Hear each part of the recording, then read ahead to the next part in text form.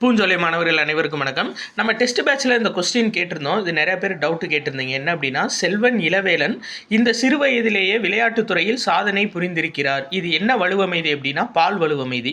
அதாவது இளவேலன் அப்படின்றது ஆண்பால், அப்போ புரிந்திருக்கிறார் இதுவும் ஆண்பால் தானே சார், அப்போ எப்படி இது பால் வலுவமைதியாக வரும் அப்படின்னு சொல்லி நிறைய பேர் கேட்டிருந்தீங்க. ஆக்சுவலாக இந்த புரிந்திருக்கிறார் அப்படின்றது பொதுப்பால்குரியது, சரிங்களா?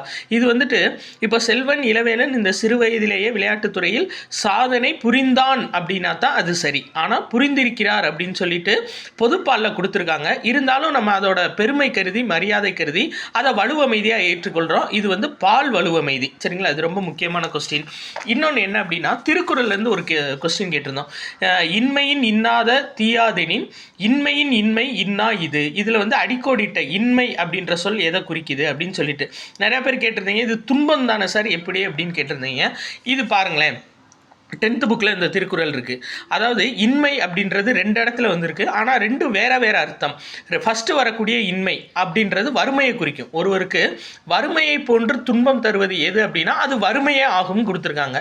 அப்போ ஃபஸ்ட்டு இன்மை அப்படின்றது வறுமையை குறிக்கும், 2வது இன்மை அப்படின்றது துன்பத்தை குறிக்கும், 3வது இன்மை அப்படின்றது மறுபடி வறுமையை குறிக்கும். நம்ம அடிக்கோடிட்ட சொல் ஃபஸ்ட்டு தான் கொடுத்துருந்தோம். அப்போ இன்மையின் இன்னாத தீயாதெனின் இன்மையின் இன்மையே இன்னாதது, சரிங்களா? அப்போ ஒருவருக்கு வறுமையை போன்று துன்பம் தருவது எது என்றால் அது வறுமையே ஆகும். அப்போ ஃபஸ்ட்டு இதுக்கு வறுமை, 2வது இதுக்கு துன்பம், 3வது இன்மை அப்படின்றது வறுமையை தான் குறிக்கும். இது ரொம்ப முக்கியமான கொஸ்டின், பார்த்துக்கோங்க. நன்றி.